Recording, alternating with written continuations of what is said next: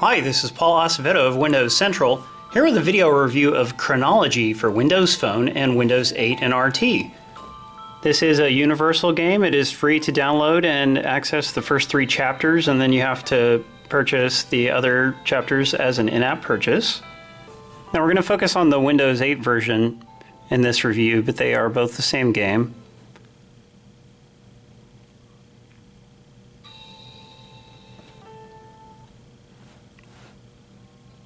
Here we go. The Windows Phone and Windows 8 versions have this chapter select menu. It's a little bit different in the original PC version. This is a puzzle platformer. It has a lot of adventure gaming elements, so it has a pretty decent story. It seems a little bit more promising at the beginning than it actually ends up being, but it's still interesting enough to keep you motivated. Oddly, the artwork in the cinematics here is actually not as good as the in-game artwork. Like, this art is a lot more simplistic, seems to have been drawn by a different person. The premise of the game is that you are this inventor and you wake up and basically you're in a kind of a post-apocalyptic wasteland, and you find out that somehow you've been instrumental in the destruction of your peaceful place where you live. Pick this up. Bring it over here.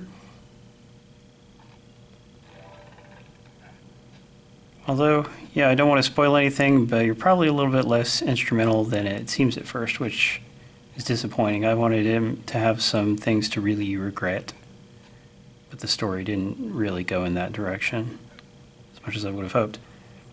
He has this time machine that can switch back and forth between the 2 eras, and it changes not only the way the level looks, but it changes the pathways that you can take and the things you can interact with, which is really cool. And it might sound like something that would be a little unnatural to work with, but actually it's really easy. You're basically just jumping back and forth between alternate versions of the same area. And that's something that we've done in a lot of games, you know. So the time traveling mechanic, it doesn't really change how the game works dramatically compared to other puzzle platformers, but it just adds a little flavor. Like that seedling I just set down turns into this tree when I go into the future, and there's a lot of little effects like that. So I really like the game's setting, really love the in-game artwork. Now, unfortunately, the Windows 8 version does not support controllers, which is really strange because the Steam version actually does. So I'm going to switch to the Steam version because I have a little more unlocked there, and just so you don't have to watch my hands so much. Here's the different chapter select menu I mentioned. You can just jump into any chapter.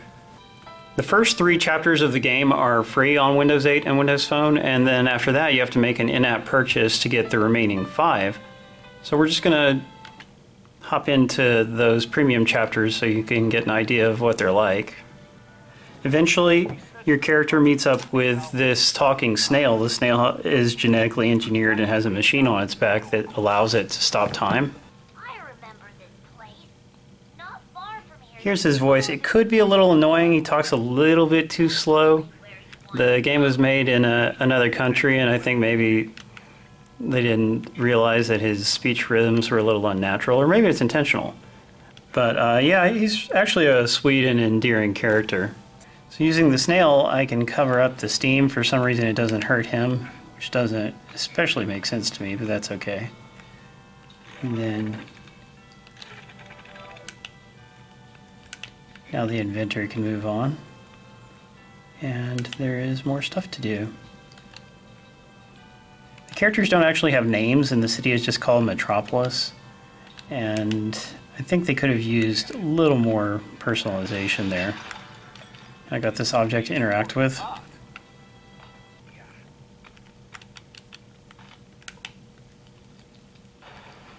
There we go. Now the moving platform is moving, and the snail can freeze time so that Mr. Dude can get through. Didn't really have to do that. But now I can come over here. Supposedly these lower quarters are pretty bad, but you don't see much of that. A lot is left to the imagination, which is sometimes a downside. You can call the snail to you at any time. Actually, not any time, but most of the time.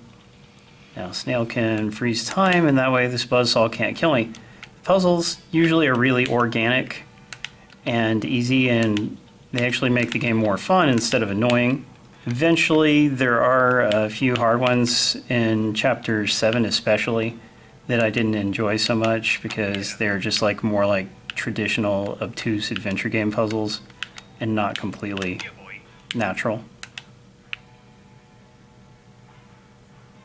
But a lot of times you just have to use the snail to make a platform for your guy to jump or land on.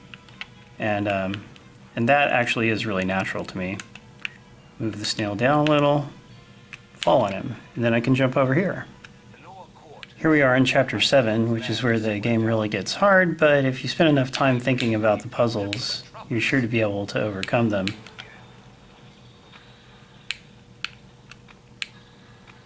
Chronology is one of the better mobile Windows games that I've played. It has really nice art and setting. The music is often very good, sometimes great.